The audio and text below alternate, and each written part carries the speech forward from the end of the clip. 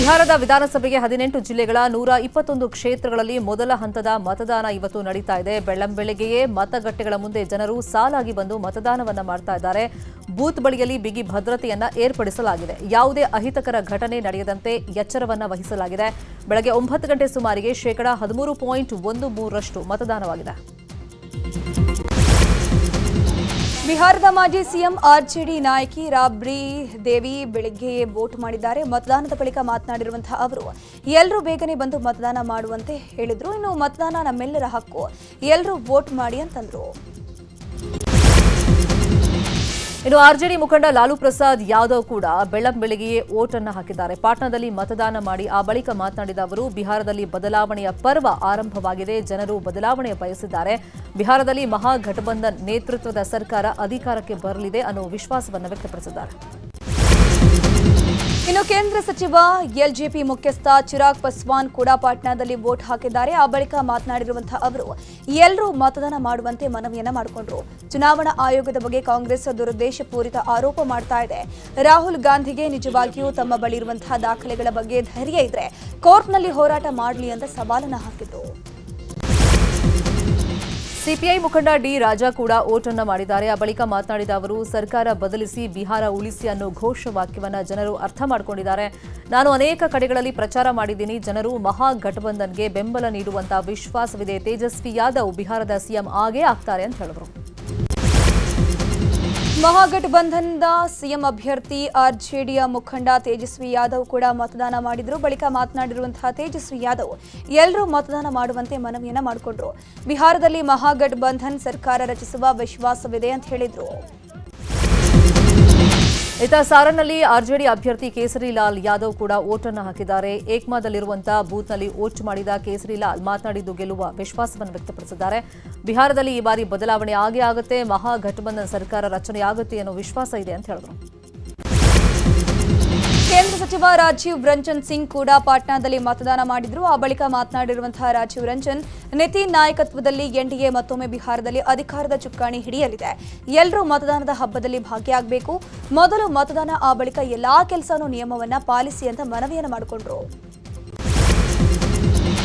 ಇತ್ತ ಪಾಟ್ನಾದ veterinary college ಗ್ರೌಂಡ್ನ ಬೂತ್ನಲ್ಲಿ ನಮಗೆ ಮತದಾನಕ್ಕೆ ಅವಕಾಶ ಮಾಡಿಕೊಟ್ಟಿಲ್ಲ ಅಂತ ಇಬ್ಬರು ಮಹಿಳೆಯರು ತಗಾದೆ ತೆಗೆದಿದ್ರು. ಶ್ರೇಯಾ ಹಾಗೂ ಅನುಪಮಾ ಶರ್ಮಾಗೆ ಮತದಾನದ ಅವಕಾಶ ನಿರಾಕರಿಸಲಾಗಿದೆಯಂತೆ. ನಮಗೆ ಬಿಎಲ್ಒ ವೋಟರ್ ಸ್ಲಿಪ್ ಕೊಟ್ಟಿಲ್ಲ, ಡಿಜಿಟಲ್ ಮೂಲಕ ಡೌನ್ಲೋಡ್ ಮಾಡೋದಕ್ಕೆ ಹೇಳ್ತಾ ಇದ್ದಾರೆ. ಯಾಕೆ ಹೀಗಾಗಿದೆಯೋ ಗೊತ್ತಿಲ್ಲ ಅಂತೇಳಿ ಜಗಳ ಮಾಡಿದ್ರು. ಕೇಂದ್ರ ಸಚಿವ ಅಮಿತ್ ಶಾ ಮತ್ತು ಪ್ರಧಾನಿ ನರೇಂದ್ರ ಮೋದಿ ಎಕ್ಸ್ನಲ್ಲಿ ಪೋಸ್ಟ್ ಹಾಕಿದ್ದು ಬಿಹಾರದ ಜನತೆ ಮತದಾನ ಮಾಡುವಂತೆ ಮನವಿಯನ್ನು ಮಾಡಿಕೊಂಡ್ರು. ಚುನಾವಣಾ ಹಬ್ಬದಲ್ಲಿ ಎಲ್ಲರೂ ಕೂಡ ಭಾಗಿಯಾಗಿ ಅರ್ಹ ಅಭ್ಯರ್ಥಿಗಳಿಗೆ ಮತ ನೀಡಿ. ಬಿಹಾರದಲ್ಲಿ ಉತ್ತಮ ಆಡಳಿತಕ್ಕಾಗಿ ಜನರೆಲ್ಲರೂ ಹೆಚ್ಚಿನ ಸಂಖ್ಯೆಯಲ್ಲಿ ಮತದಾನ ಮಾಡಬೇಕು ಅಂತ ಮನವಿಯನ್ನು ಮಾಡಿಕೊಂಡಿದ್ದಾರೆ.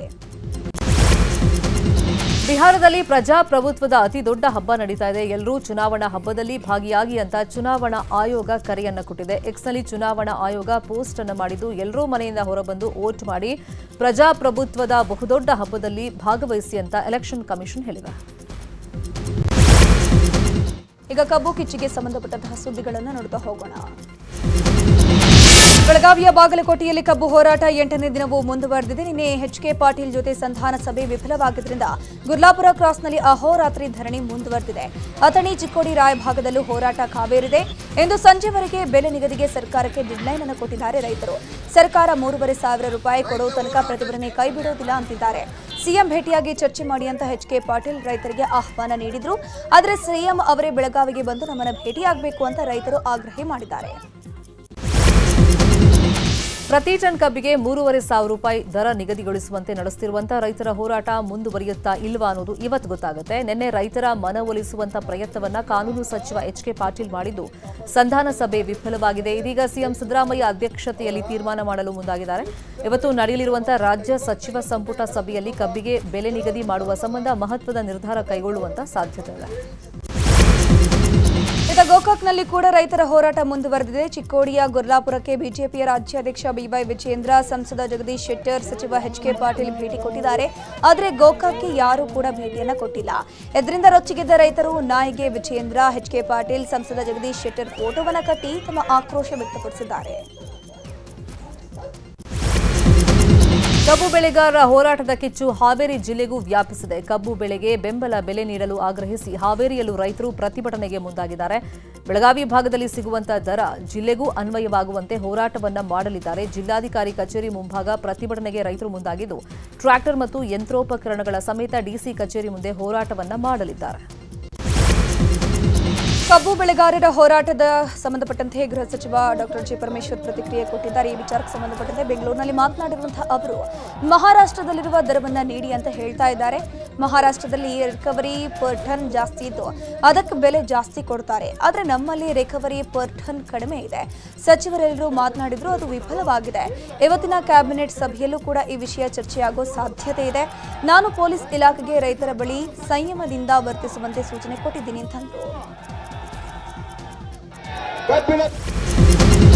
ಈಗ ರಾಜ್ಯದ ಪ್ರಮುಖ ಸುದ್ದಿ. ರಾಜ್ಯದಲ್ಲಿ ಒಟ್ಟು 120 ಮಂದಿ ಇನ್ಸ್ಪೆಕ್ಟರ್ಗಳನ್ನು ವರ್ಗಾವಣೆ ಮಾಡಲಾಗಿದೆ. ಜಿಲ್ಲಾವಾರು ಒಟ್ಟು 120 ಮಂದಿ ಇನ್ಸ್ಪೆಕ್ಟರ್ಗಳನ್ನು ಟ್ರಾನ್ಸ್ಫರ್ ಮಾಡಿ ಡಿಜಿ ಐಜಿಪಿ ಆದೇಶವನ್ನು ಹೊರಡಿಸಿದ್ದಾರೆ. ಜಿಲ್ಲಾವಾರು ಇನ್ಸ್ಪೆಕ್ಟರ್ಗಳ ವರ್ಗಾವಣೆ ಮಾಡಿದರೂ ಕೂಡ ಬೆಂಗಳೂರಲ್ಲಿ ವರ್ಗಾವಣೆ ಆಗಿಲ್ಲ. ನವೆಂಬರ್ 1ರಂದು ಬೆಳಗಾವಿಯಲ್ಲಿ ಎಂಇಎಸ್ ಕರಾಳ ದಿನ ಆಚರಿಸಿತು. ಕರಾಳ ದಿನಾಚರಣೆಯಂದು ಎಂಇಎಸ್ ಮುಖಂಡರ ಬಂಧನಕ್ಕೆ ತೆರಳಿದ್ದ ಮಾಳಾ ಮಾರುತಿ ಪೊಲೀಸ್ ಠಾಣೆ ಇನ್ಸ್ಪೆಕ್ಟರ್ ಮುಖಂಡರ ಜೊತೆ ಫೋಟೋವನ್ನು ಕ್ಲಿಕ್ಕಿಸಿಕೊಂಡಿದ್ರು. ಶುಭಂ ಶೊಳಕೆ ಜೊತೆ ಸೆಲ್ಫಿ ತೆಗೆದುಕೊಂಡಿದ್ದ ಜೆಎಂ ಕಾಲಿ ಮಿರ್ಚಿಯನ್ನ ವರ್ಗಾವಣೆ ಮಾಡಲಾಗಿದೆ. ಯಾವುದೇ ಸ್ಥಳ ತೋರಿಸದೆ ಅವರನ್ನ ವರ್ಗಾವಣೆ ಮಾಡಲಾಗಿರುವಂಥದ್ದು. ಕಲಬುರಗಿಯಲ್ಲಿ ಗ್ರಾಹಕರಿಗೆ ಮತ್ತೆ ಜೆಸ್ಕಾಂ ಶಾಕ್ ಕೊಟ್ಟಿದೆ. ಜೇವರ್ಗಿ ತಾಲೂಕಿನ ಸಿಗ್ರತಹಳ್ಳಿ, ಯಳವಾರ್, ಕೊಡಚಿ, ಲಣಖಾಪುರ ಸೇರಿದಂತೆ 10 ಹಳ್ಳಿ ಗ್ರಾಹಕರಿಗೆ ಜೆಸ್ಕಾಂ ಶಾಕ್ ಕೊಟ್ಟಿದೆ. ಅತಿ ಹೆಚ್ಚು ವಿದ್ಯುತ್ ಬಿಲ್ ನೀಡಿದ್ದಕ್ಕೆ ಗ್ರಾಹಕರು ದಂಗಾಗಿದ್ದಾರೆ. ಕಳೆದ 2 ತಿಂಗಳಿನಿಂದ 40,000ದಿಂದ 1 ಲಕ್ಷದಷ್ಟು ಬಿಲ್ ಬರ್ತಾ ಇದೆ.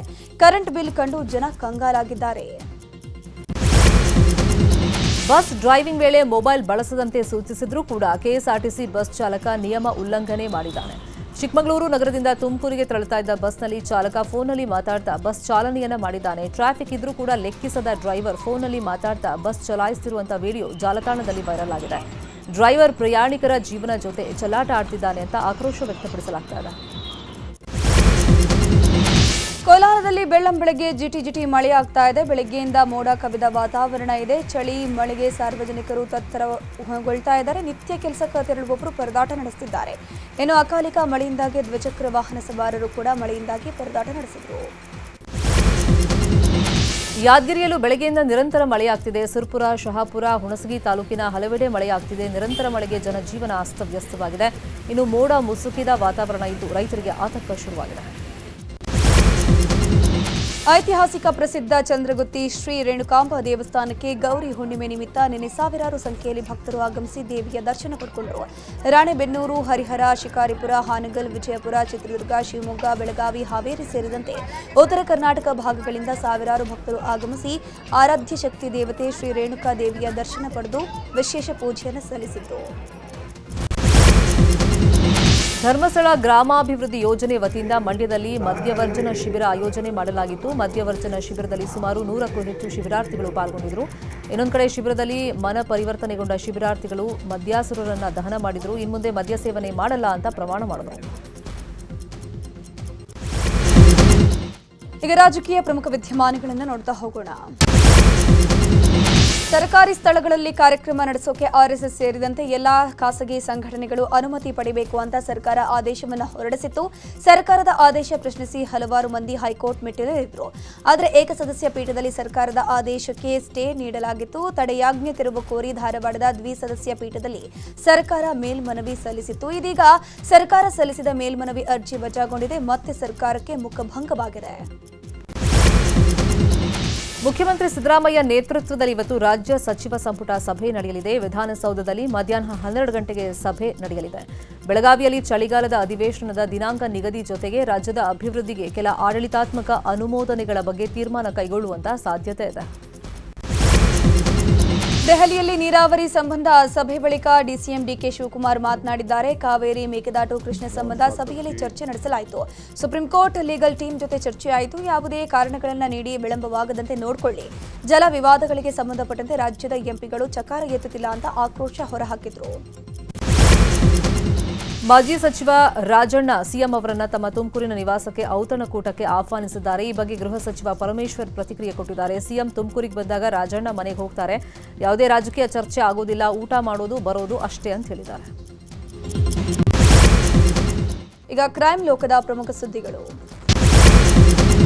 ಜಮೀನು ಸರ್ವೆಗೆ ತೆರಳಿದ್ದ ಅಧಿಕಾರಿಗಳಿಗೆ ಶಾಕ್ ಎದುರಾಗಿದೆ. ಬೆಂಕಿ ಹಿಡಿದು ಕೂಗುತ್ತಾ ಓಡ್ ಬಂದ ವ್ಯಕ್ತಿ ಸರ್ವೆಗೆ ತೆರಳಿದ್ದವರ ಮೇಲೆಯೇ ಹಲ್ಲೆ ಮಾಡಿದ್ದಾನೆ. ಕೊಪ್ಪ ತಾಲೂಕಿನ ಚಿಕ್ಕನಗುಂಡಿ ಗ್ರಾಮದಲ್ಲಿ ಈ ಒಂದು ಘಟನೆ ನಡೆದಿರುವಂತದ್ದು. ಸುರೇಶ್ ಅನ್ನೋರು ತನ್ನ ಮೈ ಮೇಲೆ ದೇವರು ಬಂದಿದ್ದಾರೆ ಎಂಬ ರೀತಿಯಲ್ಲಿ ವರ್ತಿಸಿದ್ದು ಸ್ಥಳದಲ್ಲಿ ನಿಂತಿದ್ದ ಮಹಿಳೆ ಮೇಲೆ ಹಲ್ಲೆ ನಡೆಸಿದ್ದಾರೆ. ಮೈಸೂರಿನ ಗುಂಗ್ರಾಲ್ ಛತ್ರ ಗ್ರಾಮದಲ್ಲಿ ಬೇಕರಿಗೆ ನುಗ್ಗಿದ ಕಳ್ಳರು ಸುಮಾರು 20,000 ರೂಪಾಯಿ ಎಗರಿಸಿದ್ದಾರೆ. ಎಲವಾಲ ಠಾಣಾ ವ್ಯಾಪ್ತಿಯಲ್ಲಿ ಒಂದು ಘಟನೆ ನಡೆದಿರುವಂತದ್ದು. ಅಯ್ಯಂಗಾರ್ ಬೇಕರಿಯಲ್ಲಿ ಕಳ್ಳರು ತಡರಾತ್ರಿ ಕೈಚಳಕ ತೋರಿಸಿದ್ದಾರೆ. ಇನ್ನು ಸ್ಥಳಕ್ಕೆ ಎಲವಾಲ ಪೊಲೀಸರು ಭೇಟಿ ನೀಡಿ ಪರಿಶೀಲನೆ ಮಾಡಿದರು. ಹರಪನಹಳ್ಳಿ ಶಾಸಕಿ ಲತಾ ಮಲ್ಲಿಕಾರ್ಜುನ್ ಮನೆಯಲ್ಲಿ ನಡೆದಿದ್ದ ಕಳ್ಳತನ ಪ್ರಕರಣವನ್ನು ಭೇದಿಸುವಲ್ಲಿ ಪೊಲೀಸರು ಯಶಸ್ವಿಯಾಗಿದ್ದಾರೆ. 11,65,000 ನಗದು, ಚಿನ್ನಾಭರಣ ಇಬ್ಬರು ಅಂತಾರಾಜ್ಯ ಕಳ್ಳರು ಕದ್ದಿದ್ರು, ಅವರನ್ನ ಪೊಲೀಸರು ಬಂಧಿಸಿದ್ದಾರೆ. ಜೇಲು ರಾಕೇಶ್ ಪವಾರ್ ಬಂಧಿತರು. ಇನ್ನು ಜುಲೈ 17ನೇ ತಾರೀಕು ಲತಾ ಮಲ್ಲಿಕಾರ್ಜುನ್ ನಿವಾಸದಲ್ಲಿ ಕಳ್ಳತನ ಆಗಿತ್ತು. ಮಧ್ಯರಾತ್ರಿ ಬೈಕ್ಗಳಲ್ಲಿ ಪೆಟ್ರೋಲ್ ಕದಿಯುವ ದೃಶ್ಯ ಸಿಸಿ ಕ್ಯಾಮೆರಾದಲ್ಲಿ ಸೆರೆಯಾಗಿದೆ. ದಾವಣಗೆರೆ ನಿಜಲಿಂಗಪ್ಪ ಲೇಔಟ್ನಲ್ಲಿ ಮನೆ ಮುಂದೆ ನಿಲ್ಲಿಸಿದ ಬೈಕ್ನಿಂದ ಕಳ್ಳರು ರಾಜಾರೋಷವಾಗಿ ಪೆಟ್ರೋಲ್ ಅನ್ನ ಕಳ್ಳತನ ಮಾಡ್ತಾ ಇದ್ರು. ಒಂದೇ ಮನೆ ಎದುರು 2 ಬಾರಿ ಆಗಮಿಸಿ ಪೆಟ್ರೋಲ್ ಕಳ್ಳತನ ಮಾಡಲಾಗಿದೆ. ಸದ್ಯ ಪೆಟ್ರೋಲ್ ಕಳ್ಳತನದ ದೃಶ್ಯ ಸಿಸಿಟಿವಿಯಲ್ಲಿ ಸೆರೆಯಾಗಿದೆ. ಇಪಿಎಫ್ಒ ಸ್ಟಾಫ್ ಕೋಆಪರೇಟಿವ್ ಸೊಸೈಟಿಯಲ್ಲಿ ವಂಚನೆ ನಡೆದಿತ್ತು. ಸದ್ಯ ಕಬ್ಬನ್ ಪಾರ್ಕ್ ಠಾಣಾ ಪೊಲೀಸರು ಪ್ರಕರಣದ ತನಿಖೆ ಮಾಡಿದ್ದು ಇಬ್ಬರನ್ನ ಈಗಾಗಲೇ ಬಂಧಿಸಿದ್ದಾರೆ. ಇನ್ನು 70 ಕೋಟಿಗೂ ಅಧಿಕ ವಂಚನೆ ನಡೆದಿರುವಂತಹ ಆರೋಪ ಕೇಳಿಬಂದಿರುವಂತಹ ಹಿನ್ನೆಲೆಯಲ್ಲಿ ಪ್ರಕರಣವನ್ನು ಸಿಬಿಐಗೆ ವಹಿಸಲು ನಿರ್ಧಾರವನ್ನು ಮಾಡಲಾಗಿದೆ. ಹರಿಯಾಣ ವಿಧಾನಸಭಾ ಚುನಾವಣೆಯಲ್ಲಿ ಮತಗಳ್ಳತನ ನಡೆದಿದೆ ಅಂತ ಕಾಂಗ್ರೆಸ್ ನಾಯಕ ರಾಹುಲ್ ಗಾಂಧಿ ಆರೋಪ ಮಾಡಿದ್ರು. ಇನ್ನು ಸುದ್ದಿಗೋಷ್ಠಿಯಲ್ಲಿ ಬ್ರೆಜಿಲ್ ಮೂಲದ ಮಾಡೆಲ್ ಒಬ್ಬರ ಫೋಟೋವನ್ನು ಅವರು ಪ್ರದರ್ಶನ ಮಾಡಿದ್ರು. ಸದ್ಯ ಬ್ರೆಜಿಲ್ ಮಾಡೆಲ್ ಲಾರಿಸಾ ಈ ವಿಚಾರವಾಗಿ ಪ್ರತಿಕ್ರಿಯೆ ಕೊಟ್ಟಿದ್ದಾರೆ. ಈ ಫೋಟೋ ನನ್ನ ಆರಂಭಿಕ ಮಾಡೆಲಿಂಗ್ ದಿನಗಳ ಹಳೆಯ ಸ್ಟಾಕ್ ಫೋಟೋ, ನಾನೀಗ ಮಾಡೆಲ್ ಅಲ್ಲ ಅಂತ ಸ್ಪಷ್ಟನೆಯನ್ನು ಕೊಟ್ಟಿದ್ದಾರೆ. ಭಾರತದ ರಾಜಕೀಯಕ್ಕೂ ನನಗೂ ಯಾವುದೇ ಸಂಬಂಧವಿಲ್ಲ ಅಂತ ಹೇಳಿದ್ದಾರೆ. ರಾಷ್ಟ್ರ ರಾಜಧಾನಿ ದೆಹಲಿಯಲ್ಲಿ ದಿನೇ ದಿನೇ ವಾಯು ಗುಣಮಟ್ಟ ಕಳಪೆಯಾಗ್ತಾ ಇದೆ. ಬೆಳಗ್ಗೆ ಐಟಿಒ ಸುತ್ತಮುತ್ತಲಿನ ಪ್ರದೇಶದಲ್ಲಿ ಗಾಳಿಯಲ್ಲಿ ಹೊಗೆ ಪದರದ ರೀತಿ ಆವರಿಸಿದ್ದು ಗಾಳಿಯ ಗುಣಮಟ್ಟ ಕ್ಷೀಣಿಸಿದೆ ಅಂತ ವರದಿಯಾಗಿದೆ. ವ್ಯಾಪಾರ ಒಪ್ಪಂದಗಳನ್ನು ರದ್ದುಪಡಿಸುವುದಾಗಿ ಬೆದರಿಕೆ ಹಾಕಿದ ಬಳಿಕ ಭಾರತ ಮತ್ತು ಪಾಕಿಸ್ತಾನ ಯುದ್ಧ ನಿಲ್ಲಿಸಿದೆ ಅಂತ ಟ್ರಂಪ್ ಮತ್ತೆ ಹೇಳಿದ್ದಾರೆ. ಪರಮಾಣು ಶಸ್ತ್ರಸಜ್ಜಿತ ನೆರೆಹೊರೆಯವರು ತಮ್ಮ ಮಿಲಿಟರಿ ಸಂಘರ್ಷವನ್ನು ಮುಂದುವರೆಸಿದರೆ ಅವರೊಂದಿಗೆ ವ್ಯಾಪಾರ ಒಪ್ಪಂದಗಳನ್ನು ರದ್ದುಪಡಿಸುವುದಾಗಿ ಬೆದರಿಕೆ ಹಾಕಿದ ನಂತರ ಮೇ ತಿಂಗಳಲ್ಲಿ ಭಾರತ ಮತ್ತು ಪಾಕಿಸ್ತಾನ ಶಾಂತಿ ಸ್ಥಾಪಿಸಿವೆ ಅಂತ ಟ್ರಂಪ್ ಹೇಳಿದ್ದಾರೆ. ಉತ್ತರ ಪ್ರದೇಶ ಸಿಎಂ ಯೋಗಿ ಆದಿತ್ಯನಾಥ್ ವಾರಣಾಸಿಯ ಶ್ರೀ ಕಾಲಭೈರವ ದೇವಸ್ಥಾನದಲ್ಲಿ ವಿಶೇಷ ಪೂಜೆಯನ್ನು ಸಲ್ಲಿಸಿದ್ದಾರೆ. ಬಳಿಕ ಕಾಶಿ ವಿಶ್ವನಾಥ ದೇಗುಲಕ್ಕೂ ಭೇಟಿ ಕೊಟ್ಟಿದ್ದಾರೆ. ದೇಗುಲದಲ್ಲಿ ಕಾಶಿ ವಿಶ್ವೇಶ್ವರನಿಗೆ ವಿಶೇಷ ಪೂಜೆಯನ್ನು ಸಲ್ಲಿಸಿದ್ದಾರೆ. ಡಬಲ್ ಡೆಕ್ಕರ್ ಬಸ್ ಮತ್ತು ಪಿಕಪ್ ಟ್ರಕ್ ಮಧ್ಯೆ ಅಪಘಾತ ಸಂಭವಿಸಿದೆ. ಲಕ್ನೋ ಆಗ್ರಾ ಎಕ್ಸ್ಪ್ರೆಸ್ ವೇನಲ್ಲಿ ಘಟನೆ ಸಂಭವಿಸಿದೆ. ಬಸ್ನಲ್ಲಿ 60 ಮಂದಿ ಪ್ರಯಾಣ ಮಾಡ್ತಾ ಇದ್ರು. 20 ಪ್ರಯಾಣಿಕರು ಗಂಭೀರವಾಗಿ ಗಾಯಗೊಂಡಿದ್ದು ಹಲವರಿಗೆ ಸಣ್ಣ ಪುಟ್ಟ ಗಾಯಗಳಾಗಿದೆ. ಗಾಯಾಳುಗಳನ್ನು ಸ್ಥಳೀಯ ಆಸ್ಪತ್ರೆಗೆ ದಾಖಲು ಮಾಡಲಾಗಿದೆ. ತೈಲ ಕಾರ್ಖಾನೆಯಲ್ಲಿ ಭೀಕರ ಬೆಂಕಿ ಅವಘಡ ಸಂಭವಿಸಿರುವಂತಹ ಘಟನೆ ಮಧ್ಯಪ್ರದೇಶದ ಧಾರ್ನಲ್ಲಿ ನಡೆದಿದೆ. ಏಕಾಏಕಿ ಕಾರ್ಖಾನೆ ಬೆಂಕಿ ಕಾಣಿಸಿಕೊಂಡಿದ್ದು ಹೊತ್ತಿ ಉಳಿದಿರುವಂಥದ್ದು. ಅದೃಷ್ಟವಶಾತ್ ಯಾವುದೇ ಪ್ರಾಣಹಾನಿ ಸಂಭವಿಸಿಲ್ಲ. ಬೆಂಕಿ ನಂದಿಸುವ ವೇಳೆ ಅಗ್ನಿಶಾಮಕ ಸಿಬ್ಬಂದಿಗೆ ಸಣ್ಣ ಪುಟ್ಟ ಗಾಯಗಳಾಗಿವೆ. ಇದೀಗ ಕ್ರೀಡಾ ಲೋಕದ ಪ್ರಮುಖ ಸುದ್ದಿ. ಮಹಿಳಾ ಏಕದಿನ ವಿಶ್ವಕಪ್ ಗೆದ್ದ ಟೀಂ ಇಂಡಿಯಾ ಆಟಗಾರ್ತಿಯರನ್ನ ಪ್ರಧಾನಿ ನರೇಂದ್ರ ಮೋದಿ ಭೇಟಿ ಮಾಡಿ ಶಹಬ್ಬಾಸ್ ಗಿರಿ ಹೇಳಿದ್ದಾರೆ. ದೇಹವನ್ನು ಇನ್ನಷ್ಟು ಫಿಟ್ ಆಗಿ ಇಟ್ಕೊಳ್ಳಿ ಅಂತೇಳಿ ಆಟಗಾರ್ತಿಯರಿಗೆ ಸಲಹೆಯನ್ನು ಕೊಟ್ಟಿದ್ದಾರೆ. ನಿನ್ನೆ ದೆಹಲಿಯ ತಮ್ಮ ನಿವಾಸದಲ್ಲಿ ಮೋದಿ ವಿಶ್ವ ವಿಜೇತ ತಂಡಕ್ಕೆ ಔತಣಕೂಟವನ್ನು ಆಯೋಜನೆ ಮಾಡಿದರು. इंस्टाग्राम अकाउंट पर भी जय श्री राम लिखती हो जी, उस पे भी लिखा हुआ है. ಇನ್ನು ಮಹಿಳಾ ಟೀಮ್ ಜೊತೆ ಸಂವಾದ ನಡೆಸಿದ ಪ್ರಧಾನಿ ಮೋದಿ ವಿಶ್ವಕಪ್ ಗೆಲುವಿಗೆ ಶುಭ ಕೋರಿದ್ರು. ಈ ವೇಳೆ ಮಹಿಳಾ ತಂಡದ ಮುಖ್ಯ ಕೋಚ್ ಅಮೋಲ್ ಮಜುಂದಾರ್ ಮಾತನಾಡಿ, ಇಲ್ಲಿಗೆ ಬರೋದ್ರಿಂದ ನಮಗೆ ಗೌರವ ತಂದಿದೆ. ಟೀಂ ಇಂಡಿಯಾ ಆಟಗಾರರು ಅಮೋಘ ಪ್ರದರ್ಶನ ನೀಡಿದ್ದಾರೆ. ಕಳೆದ 2 ವರ್ಷಗಳಿಂದ ವಿಶ್ವಕಪ್ ಗೆಲುವಿಗಾಗಿ ಸಾಕಷ್ಟು ಪ್ರಯತ್ನ ಮಾಡಿದ್ದಾರೆ ಅಂತ ಹೇಳಿದರು. ಇನ್ನು ವಿಶ್ವಕಪ್ ಗೆದ್ದ ಭಾರತ ತಂಡ ಉಪನಾಯಕಿ ಸ್ಮೃತಿ ಮಂದಾನ ಮಾತನಾಡಿದ್ದು, ವಿಶ್ವಕಪ್ ಟೂರ್ನಿಯಲ್ಲಿ ಎಲ್ಲರೂ ಉತ್ತಮವಾಗಿ ಆಟವಾಡಿದ್ರು. ಆಟಗಾರರ ನಡುವೆ ಉತ್ತಮ ಬಾಂಧವ್ಯವಿತ್ತು. ಇನ್ನು ಈ ಹಿಂದೆ ಪ್ರಧಾನಿಯನ್ನ ಭೇಟಿಯಾಗಿದ್ದಾಗ ಅವರು ಹೇಳಿದ ಕೆಲವು ಮಾತುಗಳು ನಮಗೆ ಸ್ಫೂರ್ತಿ ನೀಡಿತ್ತು ಅಂತ ಹೇಳಿದರು.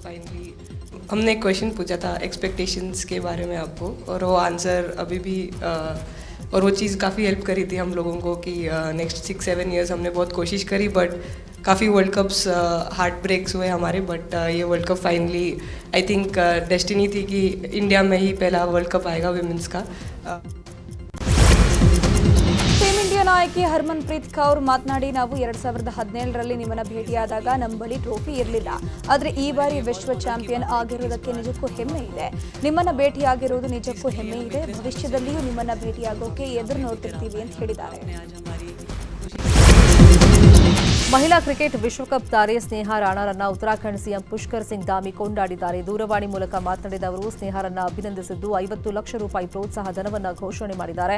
ವಿಶ್ವಕಪ್ ಪಂದ್ಯಾವಳಿಯಲ್ಲಿ ಭಾರತಕ್ಕೆ ಅತ್ಯುತ್ತಮ ಪ್ರದರ್ಶನ ನೀಡಿದ್ರು ಸ್ನೇಹಾ ರಾಣಾ. ತಮ್ಮ ಕಠಿಣ ಪರಿಶ್ರಮ, ದೃಢ ಸಂಕಲ್ಪ ಮತ್ತು ಪ್ರತಿಭೆ ಮೂಲಕ ವಿಶ್ವ ವೇದಿಕೆಯಲ್ಲಿ ಉತ್ತರಾಖಂಡ್ಗೆ ಕೀರ್ತಿಯನ್ನು ತಂದಿದ್ದಾರೆ. ಅವರ ಯಶಸ್ಸು ನಮ್ಮ ಯುವಕರಿಗೆ, ವಿಶೇಷವಾಗಿ ಯುವತಿಯರಿಗೆ ಸ್ಫೂರ್ತಿಯಾಗಿದೆ ಅಂತ ಹೇಳಿದರು. ಈಗ ಸಿನಿ ಲೋಕದ ಸುದ್ದಿಗಳು.